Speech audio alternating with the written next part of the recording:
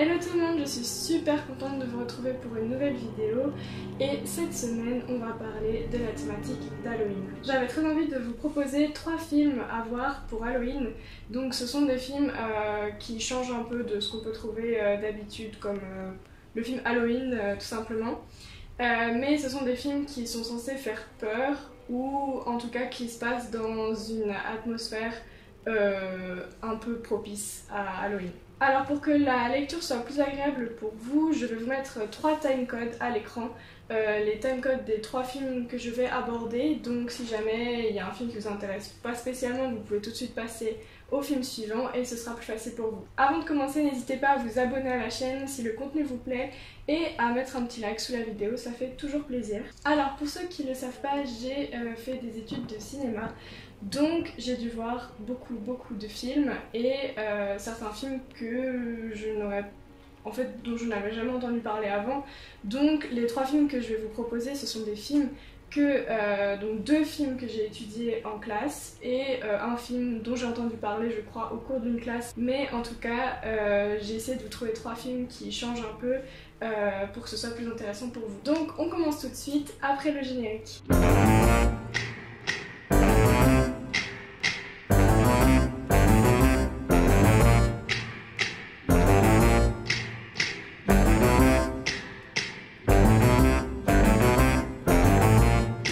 Le premier film dont j'avais très envie de vous parler s'intitule A Ghost Story. C'est un film américain sorti en 2017 et réalisé par David Lowery. Le synopsis est très simple, un homme meurt dans un accident de voiture et quand il rentre chez lui, il est vêtu d'un très grand drap blanc, assez iconographique de l'image qu'on peut se représenter du fantôme, et il va commencer à observer sa femme sur plusieurs années et à hanter la maison dans laquelle il avait l'habitude de vivre.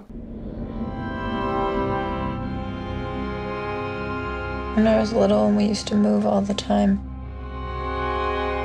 I would write these in notes and I would fold them up really small and I would hide them. What'd they say? They were just like things I wanted to remember so that if I ever wanted to go back, there'd be a piece of me there waiting. Alors si vous aimez les histoires qui font peur, je vous arrête tout de suite, ce n'est pas du tout un film d'horreur.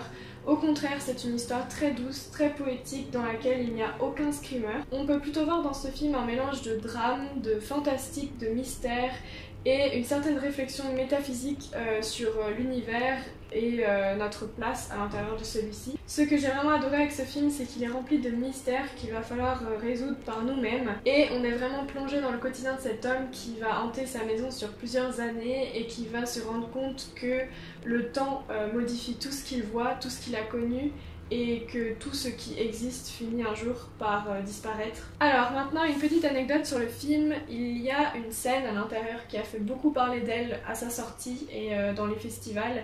C'est une scène, c'est un plan séquence dans lequel on voit la femme du fantôme manger une tarte et en fait la scène dure 4 minutes. Du coup c'est vraiment une scène très longue qui a été assez controversée disons. Lorsque j'ai vu le film j'ai fini par passer cette scène parce que disons qu'elle est intéressante plus pour ce qu'elle veut dire et pour ce qu'elle raconte sur le temps qui passe et sur la lenteur des choses. On peut voir aussi dans cette scène la lenteur du processus du deuil, mais pareil c'est toujours une interprétation et ce film nous offre beaucoup d'interprétations différentes, en tout cas il nous en propose beaucoup et c'est ce qui est très intéressant aussi dans ce genre de film. Pour le personnage principal qui est vêtu d'un drap blanc assez cliché si on veut de l'image qu'on se fait du fantôme, le réalisateur s'est inspiré d'une scène du film Halloween de John Carpenter dans laquelle le tueur en série va poser un drap blanc sur sa tête avant de partir commettre ses crimes. En parlant de ce costume,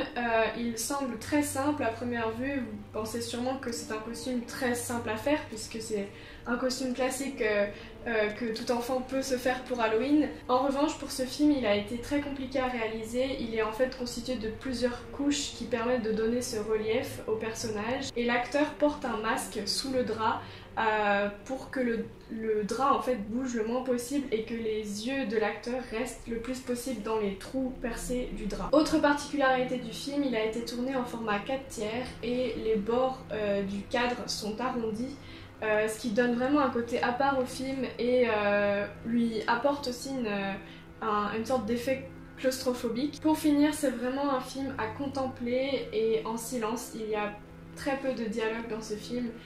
C'est un film magnifique que je vous conseille vraiment de voir si vous voulez un film qui ne fait pas peur pour Halloween et qui fait vraiment réfléchir. Alors maintenant passons à un deuxième film qui va vous faire frissonner et réfléchir en même temps. Il s'agit du film Berberian Sound Studio qui est un thriller psychologique et film d'horreur anglais sorti en 2012. Alors pour tout vous dire, lorsque j'ai vu ce film en cours, j'ai dû le voir en italien sans sous-titres parce que mon professeur avait oublié d'intégrer les sous-titres. Donc vous pouvez vous imaginer que j'ai eu des difficultés à comprendre l'histoire. Pourtant, c'est une histoire qui m'a beaucoup marquée et c'est un film vraiment incroyable. Le film se passe dans les années 70 alors qu'un bruiteur anglais qui s'appelle Gilles de Roy ou Gilles de Roy, je sais pas trop comment on prononce, est engagé par un réalisateur de films d'horreur pour réaliser la post-synchronisation de son prochain film. La post-synchronisation, pour ceux qui ne le savent pas, c'est l'étape après tournage d'un film dans laquelle on va réaliser tout ce qui est enregistrement des voix off et des dialogues. Et c'est une étape qu'il ne faut pas confondre avec les doublages, qui est vraiment l'étape où on va enregistrer des voix dans une autre langue.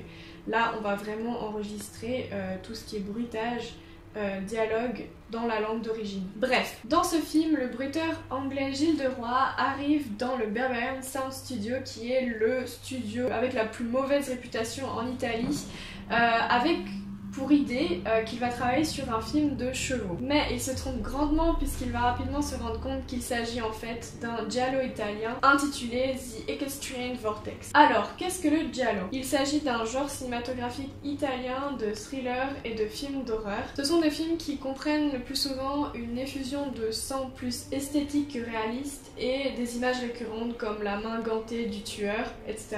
Et ça tombe très bien puisque le prochain film dont je vais vous parler est un giallo italien, donc restez pour la suite. Bref, au fur et à mesure que Gilles de Roy travaille sur ce film et que les jours passent, il se rend compte que les choses autour de lui sont un peu étranges, notamment les scènes de torture qu'il doit bruiter en découpant des légumes et qui deviennent de plus en plus choquantes, et l'équipe de tournage autour de lui qui devient de plus en plus agressive sans qu'on comprenne vraiment pourquoi. Pire encore, la nuit, Gilles de Roy est réveillé par des incidents étranges qu'il n'arrive pas à expliquer, et donc au fur et à mesure que l'intrigue avance, la frontière entre le film sur lequel Gilles de Roy travaille et la réalité devient de plus en plus mince. Je ne vous parle bien sûr pas de la fin, mais vous pouvez vous imaginer que la folie dans laquelle sont plongés les personnages ne va faire qu'empirer jusqu'à atteindre un point de non-retour. En conclusion, ce film joue beaucoup avec les codes de l'horreur, sans pour autant s'y conformer. En effet, dans Berberian Sound Studio, il n'y a ni sang ni meurtre,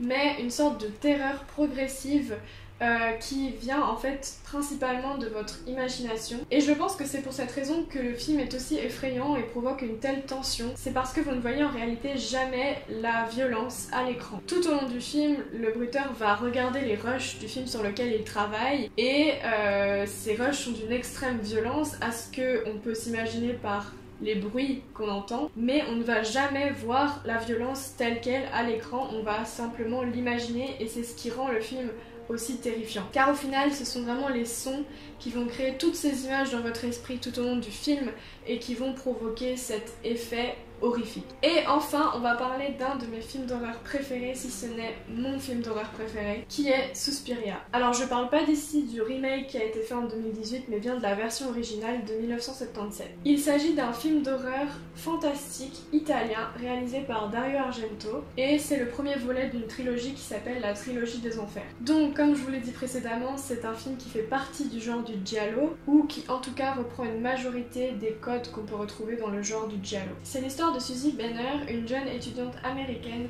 qui arrive à Fribourg pour intégrer la plus prestigieuse académie de danse au monde. Mais à peine arrivée, la jeune fille va se rendre compte de plusieurs incidents étranges et très inquiétants qui se déroulent autour de cette académie, et elle va essayer de percer le mystère autour de ces lieux. En effet, le jour de son arrivée, Susie apprend que 2 étudiantes ont été assassinées dans la nuit, et au fur et à mesure que les jours passent, d'autres incidents assez inquiétants vont se dérouler, notamment des étudiantes qui vont être blessées, des accidents tragiques et assez étranges qui se passent et des disparitions mystérieuses. Entre-temps, la jeune étudiante apprend qu'une légende tourne autour de cette académie. Donc selon la légende, l'académie aurait servi il y a plus d'un siècle pour loger une terrible et puissante sorcière du nom d'Elena Marcos.